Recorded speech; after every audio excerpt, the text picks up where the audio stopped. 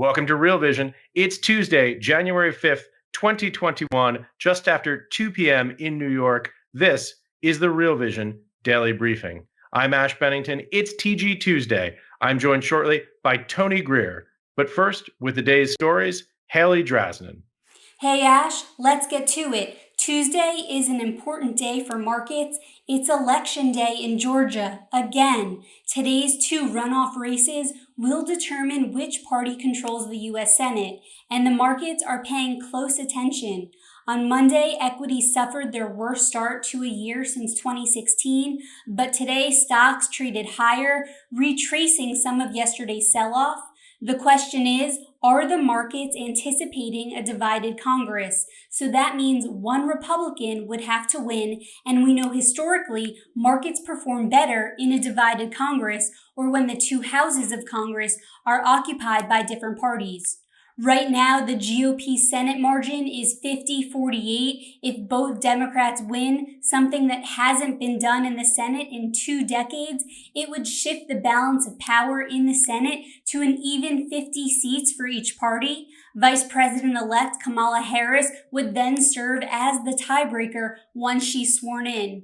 Democrat Jon Ossoff is running against Republican Senator David Perdue, and Democrat Raphael Warnock is running against GOP incumbent Kelly Loeffler. Republicans obviously didn't expect the historically red state to flip blue in the presidential race, but a win by Democrats in this runoff for the Senate would allow for more ambitious spending programs once President-elect Joe Biden enters the White House, like additional stimulus, which could potentially give equities another leg up.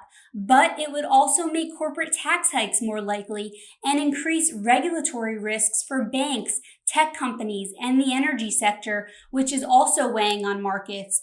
We could see some aggressive selling. If there is this blue wave, markets could react negatively, but it's hard to predict given they're up today.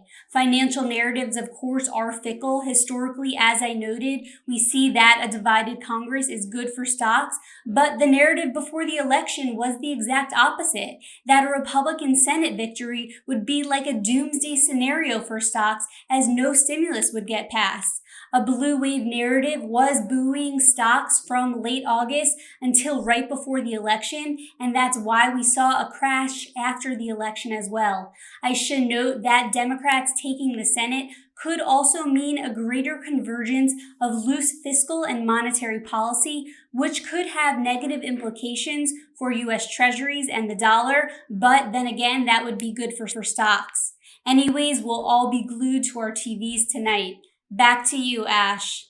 Thanks, Haley. Welcome back, Tony. Thanks, Ash. Great to be here today, man. You know, Tony, the first day back of the new year, it's usually this sort of like quiet, thoughtful, meditative look ahead. That's not going to be this one. Too much happening.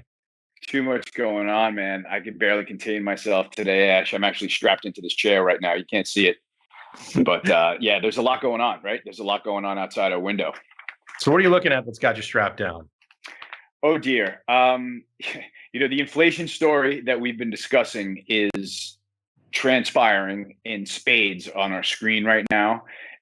It was super encouraging to me to walk in yesterday, first day of the year, and see the Bloomberg Commodities Index breaking out through a long-term descending trend line. Those are the kinds of things that traders like me salivate over.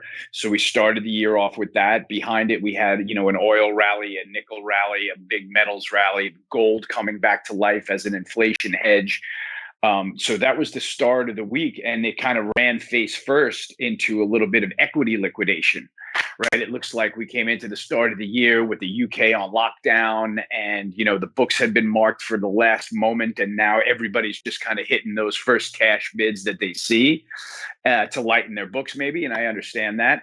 But what they're selling into is an absolute ferocious natural resources grab that's going on right now, and that's finally what we've been talking about in terms of these are going to be the ramifications of the dollar getting mangled and money supply exploding and all of these new events that we've had because of the lockdown response. they're finally translating into the markets, Ash, and commodities are coming up in spades every morning. You wake up, you turn on your screen, and at the top of my leaderboard is a 3 sigma rally in pick a commodity: corn, oil, soybeans. That's why it's most encouraging, because it's all coming together as we speak right now. Yeah, it's like Tony Greer's greatest hits out there. What are you looking at as your key bellwethers to determine that on the commodity side? Good question, Ash. For my confirmations that I'm always looking for, I'm kind of standing in the ring looking around to make sure that the stimulus affecting the securities I'm trading is confirming my biases and my beliefs. This morning, I was sitting here waiting for ISM Manufacturing, over a jelly donut and a nice iced coffee. And it comes out 60.7 versus 56.8 expected. And I start spitting the donut out of my mouth, just because that's what happens when you're like, oh my God, they have no place to go now but buy more commodities, right? And so now we've got, because of that number, and I think also because of the ISM prices paid number at 77.6, that's not inflation is coming, Ash. That's inflation happened. They're paying the price for it. And that price is now going to get passed down the line. So the ISM manufacturing number today is a key linchpin, like you say, to the backbone of my ideas.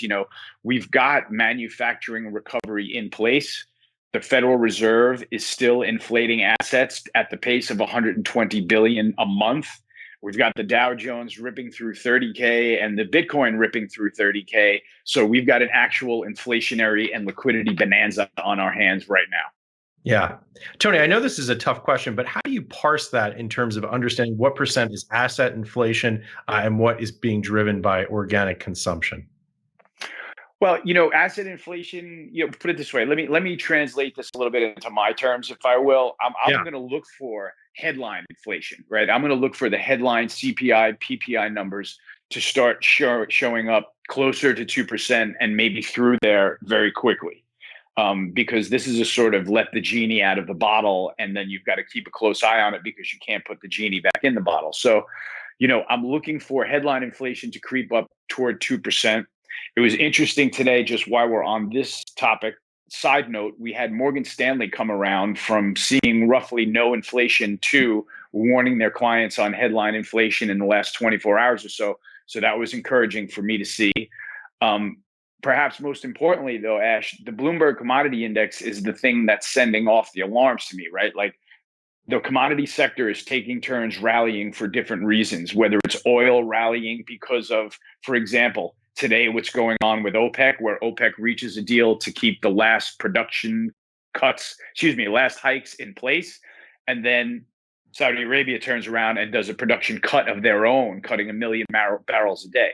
So we've got that pushing oil up to $50 today. On other days, you've got monetization stories that are just have portfolio managers grabbing for base metals and precious metals. So you'll wake up and you'll see copper leading that morning, and you'll see Freeport McMoran have a monster day.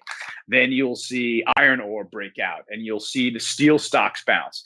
So I'm trying to angle my portfolio now to get a little bit more of a hold on that inflation trade as it translates into specific securities and specific sectors of the commodity markets.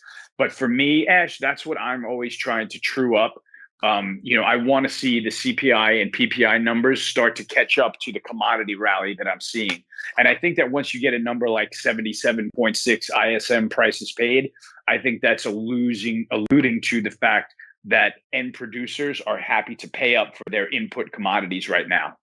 Yeah, I mean, I've got whiplash here. WTI trading above $50 a barrel. What was it, 6-8 months ago? We had negative prints on this. I mean, it's dizzying. It's like the time of COVID has accelerated our time horizons that we don't even bat an eyelash to think about swings like this. It's extraordinary. Ash, we can put it in one perspective and say oil is almost up $100 from the March lockdown low print of minus 47 or whatever that crazy print was that day, right? So, Right. Oil's traversed $100 range. It has had naysayers all the way, which for me has made it all the more exciting to be long when everybody's piling into the TAN solar ETF and the PBW alternative energy ETF, and most recently into that ARK is a disruptive innovation ETF, ARKK it may be. But these to me are the tech sectors that are getting, that are falling, that are getting the last bits of capital, chasing their political plays. And then what's happening is the reality is that the natural resources market is actually what's percolating right now for a number of reasons. Yeah, ARKK, ARK Innovation ETF. Tony, that you anticipated my next question, which is with that as prologue, how are you positioning yourself right now to play this? Well, I'll be honest with you. I think that 2021, I think that we're heading into a year where we're going to have a change in value, that the market is going to really exhibit a change in what it values. I think that it's going to value tech stocks a lot less than it did last year because of the lockdown, and because I think the market's going to look past the lockdown eventually this year. So I think that we're in a turning where technology is going to be out of favor and natural resources are going to be in favor. What's wild to me, Ash, is that, even after this huge commodity rally that we've seen, I keep saying to myself, it just got started. And as I go over last year's data in some of my reports, even after that huge commodity bounce off the bottom, the Bloomberg Commodity Index ended the year down like 4%. Right. So we're due to have a year this year, I'm guessing, where the Bloomberg Commodity Index is up 25%, and it's led by oil and base metals and gold and now grains. You want to talk about grains for a minute, Ash? And this is a market that I've held off really from trading since I was manning the Goldman Sachs Commodities Index book, because grains are very difficult to trade and they're very risky and they're very volatile. And if you're not a specialist, you're likely to get run over. But from a macro perspective, we have come off an 8-year stretch where the grains index, Bloomberg Commodities Grain Index, if you will, has settled in negative territory, and sometimes very deeply. And we just came out of it where the grain's settling up 18% on the year. We're cruising along above all the moving averages. We've got problems with the next crop that's coming out, and we've got massive international demand. So I'm trying to guess if this isn't a 10-year turning point in grains where, from getting beaten up over the last 8 years, where they start rallying as the trade tables around the world start to change, and grain suppliers start selling to different people and demand starts coming from different places. So if that's part of the commodity trade, I want to figure out how to latch on to more soft commodities, as I think I've blown my brains out being an oil bull. I'm kind of tired of telling people that I've been bullish for $20 now. And, base metals, we've been there. So now we've been there and we're trading and we're expressing that in our note. So Ash, for me, it is confirmation that this inflation is really, really happening, that banks are coming around to it. And that's going to drive investment in inflation hedges, if not flat out commodity grabs, and trying to sort of fill in the spaces of the commodity space that I have no exposure to yet. And grains is next on my list. I'm patiently waiting for a dip and right now plotting out how I'm going to get into that. But just in case this is a 10-year trend change, I'm going to be there. Yeah. Tony, you're talking about nothing short than a major regime shift, something that we haven't seen now since the end of the great financial crisis. The run-up that we've seen, obviously central banks pouring on the liquidity, expanding their balance sheets, fiscal policy acting to stimulate. You say inflation is here. Yeah, and it's been easy to call as a commodity. Like, I'm a perpetual commodity bull. I'll just raise my hand and confess that right now. I don't like getting caught short commodities, so I look to play them from the long side. But my point is, we just spent a year chasing technology stocks up a flagpole because of the lockdown, because of the position that they were in during the lockdown, right? All 5 FANG companies plus Microsoft and several others, Zoom, Peloton, were all built for success during the lockdown. We're eventually going to get to the end of that, right? The UK has now slapped a lockdown on until February. And, I just don't know that this is going to, I don't think that would last here. If, for example, if we tried to throw a national lockdown mandate on, I think we're too close to the other side. So if we're going to get through that, and Ash, when I look at the fact that, money supply has been growing at, a single digit percentage for the last 10 years, and it just grew for 25% last year, I'm going to bet that the ramifications of that have not fully made their way through the markets yet.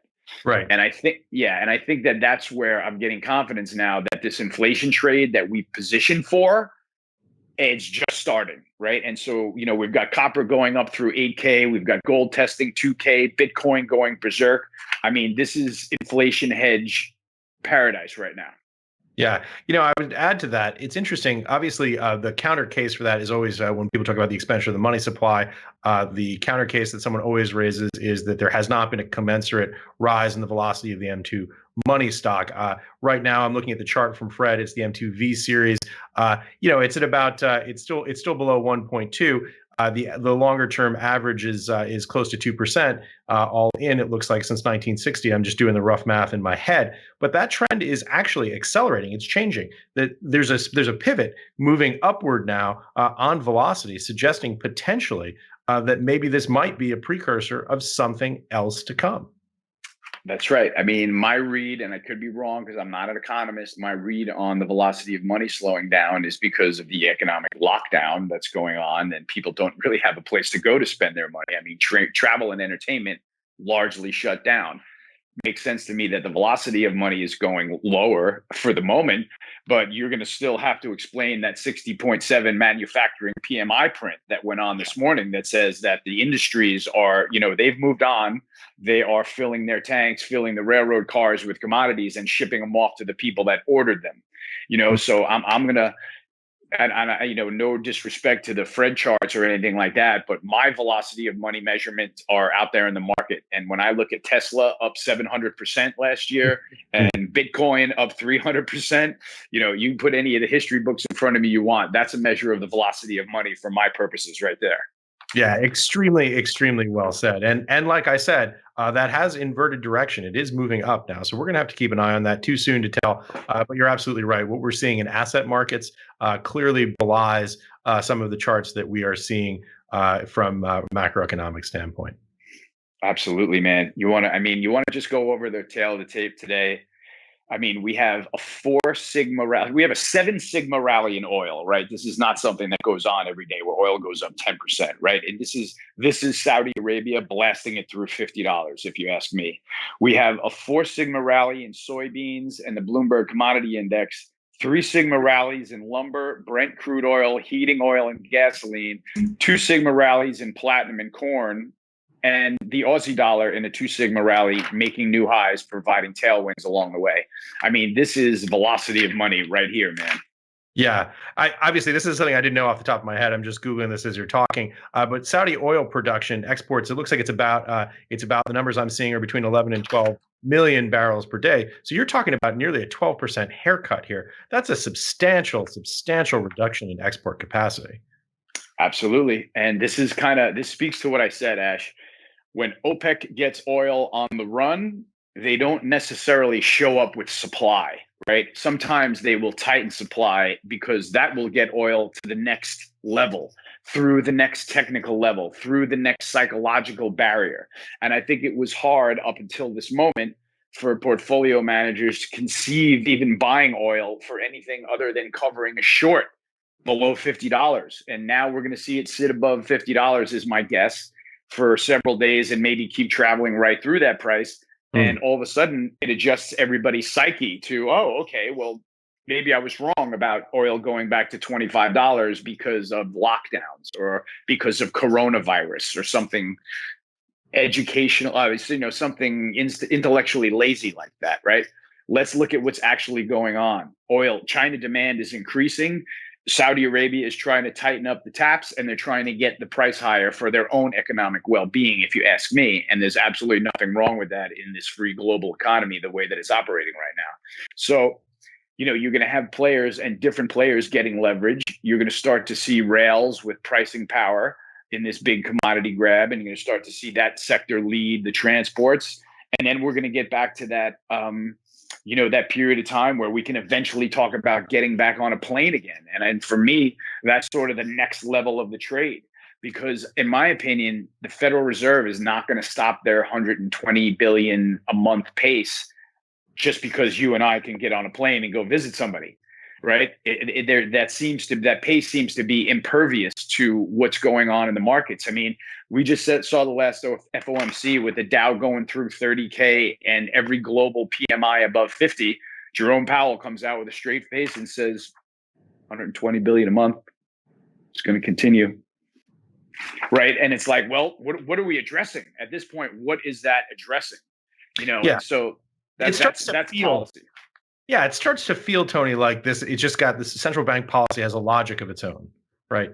It just has a logic of its own. It seems to be moving in a way that is, not just closely tracking markets or even the economy. It seems to have its own logic. I don't seem to understand it.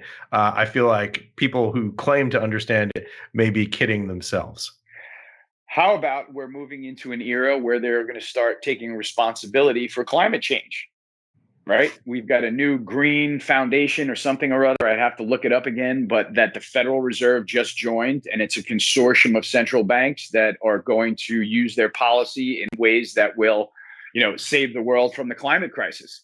And if you think that their policies have gotten difficult to understand or at least draw the logic path between what they're doing and what's going on in the markets and the world, it's going to get even more difficult to draw that logic path line when they start addressing climate with economic policy. That's going to be tricky. Yeah. I mean, not just economic policy, but monetary policy. Monetary policy, but yeah, excuse me, better said that. And that's my point, is that we are now going to be using that to address something completely invisible that we can't control anyway. Yeah. So it's going to be really, really hairy to see how this plays out. But I feel like what they're doing is they're just building in room and reason to attack the next economic boogeyman, right? Eventually, we're going to get the people that lost their jobs to COVID, hopefully back to employment stature. And the Federal Reserve is going to need their next excuse to keep buying 120 billion a month. So we'll see what happens in that vein, but it's a close enough story to watch. And I think that the markets are now taking control and sort of putting things in the Fed's direction, and it's going to be their job to control them from there. Yeah, we're going to watch it closely, and that's definitely a conversation that we're going to keep having here. I'm curious to shift gears here a little bit. Something that you didn't mention too much, 1.5% decline in the S&P 500, 1.5% decline in the NASDAQ yesterday. I take it you're not terribly impressed with that price move.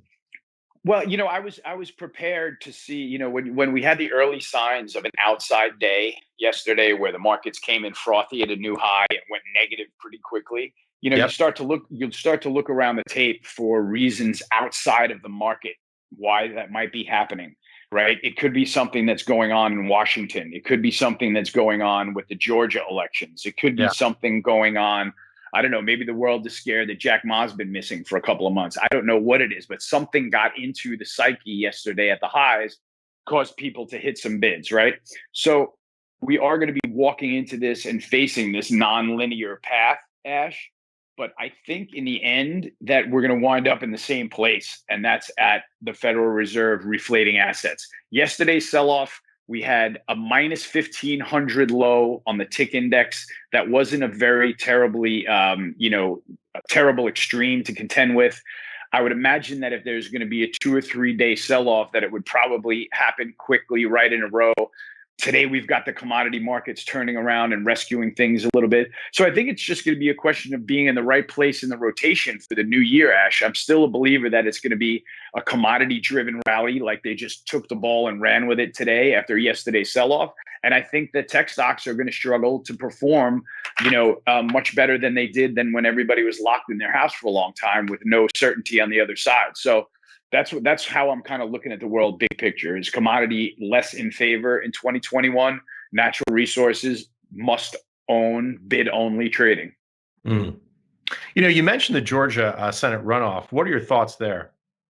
I'm afraid of them. I don't know. If this is going to tip the House to a blue sweep like they were originally anticipating and give Dems control of the House and Senate, it puts President-elect Biden in a much stronger position. I don't know if that's necessarily negative to stock market, though, because they're likely to employ more stimulus rather than less, right? So I'm going to keep looking at the Federal Reserve for my cues on the market.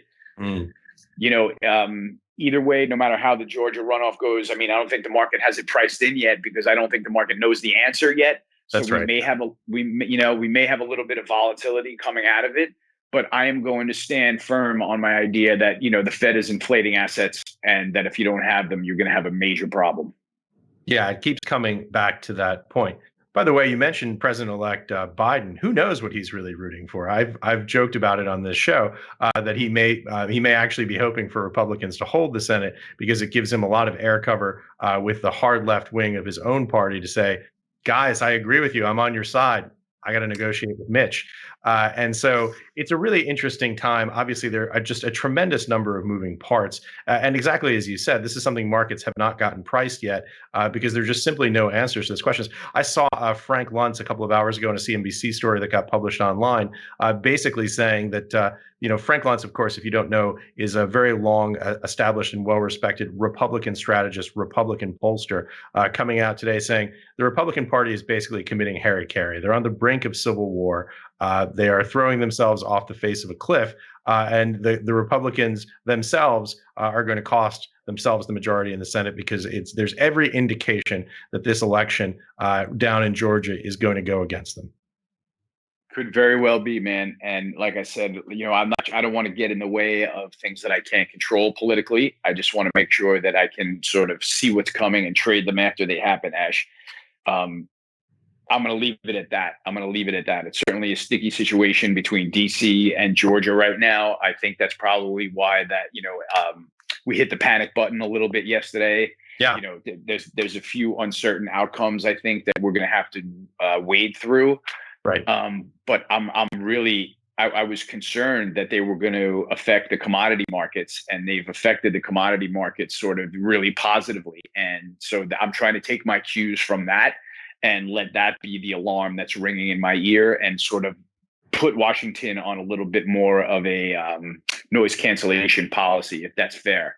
Until we get through all this and things are settled. And I don't think that there is going to be a direct threat to the election outcome. And as long as that's the case, we probably don't have to worry about a massively dislocating event in the stock market, right? So if we could just get through this next couple of days and sort of inch toward Inauguration Day and get all of this behind us, I think markets are going to be crystal clear to read and play for the rest of the year. And that's not to say that they're all going to go up, but I think the spaces that we're talking about that I'm getting positioned for 2021.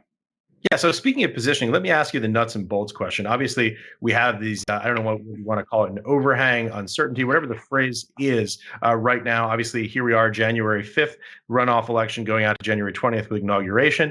How do you position yourself? Do you trim your sails a little bit, or is it still full speed ahead with a bigger picture thesis? Man, that's a great question, Ash. It's something that I've been wrestling with for a couple of days. And, I'm caught a little bit between wanting to feed the froth and the frenzy because, when commodity prices are at a certain price that's advantageous to you and you don't act, most times you're very sorry about that, but I also have ringing in my head one of my old mentors that told me never sell the first day of a breakout. And to me, it feels like the Bloomberg Commodity Index, after having a flat year last year, after, seeing massive volatility and digging into a new low with oil going negative and all that, I'm still positioned and waiting to see the Bloomberg Commodity Index have eye-popping numbers on the upside. Same thing with crude oil. Crude oil was down 25 or 30% on the year last year after a $25 rally off the lows. So as I wrestle with it, I try to keep in mind the bigger picture and stick to my guns. But what I do, Ash, is raise my stop losses a lot closer to the market. And as the trade seems to get more crowded around me and sentiment builds up around me, that's when I have my stop losses as close to the market as they could possibly be. And then remember, now they're all take profit trades because we're following these up with our length. And at some level, I'll be happy to just cash out while the market is still buying into the buy commodity story. But I'm not there yet, Ash. I'm not there. I really feel, this grain. There are two things in my mind. This M2 having such a big jump and the fact that the velocity of money is still being held back by the government.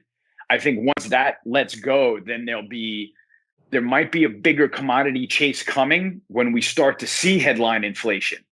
Do you know what I mean? Like we may be chasing oil through 60 and copper through 10K when 2% CPI hits.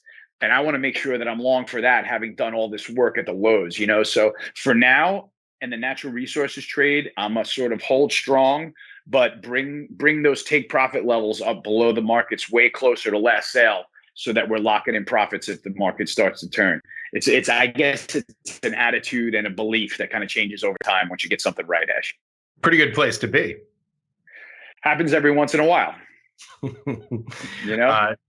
Tony, I have a feeling we're going to have a very interesting 2021 here to have this conversation about again and again in different ways, especially on the commodity side, which I know you're watching so closely. As we come to an end here today, what are the most important things that people need to understand as they think about this for 2021, and what should they be watching? Whew, that's a great question, man. You know, I feel like I get repetitive when you ask that. But you know, we've got to be Fed watchers, and I don't want to use the same language over and over, but we've still got to be pretty clear Fed watchers, and we've got to be, you know, central bank watchers. And I think a new development that happened this week was, you know, the ECB came out and said, you know, that they're going to begin addressing climate change, et cetera, et cetera. And so, like, you know, you get these new wrenches thrown in the works, and you want to see how these storylines develop. Right. This is the new thing for me, is that as we come out of COVID, that central banks have begun addressing climate change with monetary policy. So that's sort of the looking forward studying that I'm doing now, while the inflation that's occurring right now is something we've been waiting for. Right. So that trade is happening before our eyes. So I think it's kind of looking forward to see if their Fed is going to be able to maintain credibility with the story that they're just going to have a stiff upper lip and continue buying all these assets every month, even as the economy improves and markets go higher. So until we get to a point where somebody pops that balloon, or pops that wealth dividing balloon idea with something else, I'm going to say that reflating the S&P and the mode that the Federal Reserve is doing it is going to work. And I'm still hawking the economic data like an economist geek lately, looking for signs of real inflation. I really am. You know, because I think that to me is the next opportunity, is when we do get to 2% headline inflation, where are the prices of commodities? Gold might be 3,000, copper might be 10K, crude might be 65, right? So I want to make sure that I've got something in the tank for that to make a sale up there.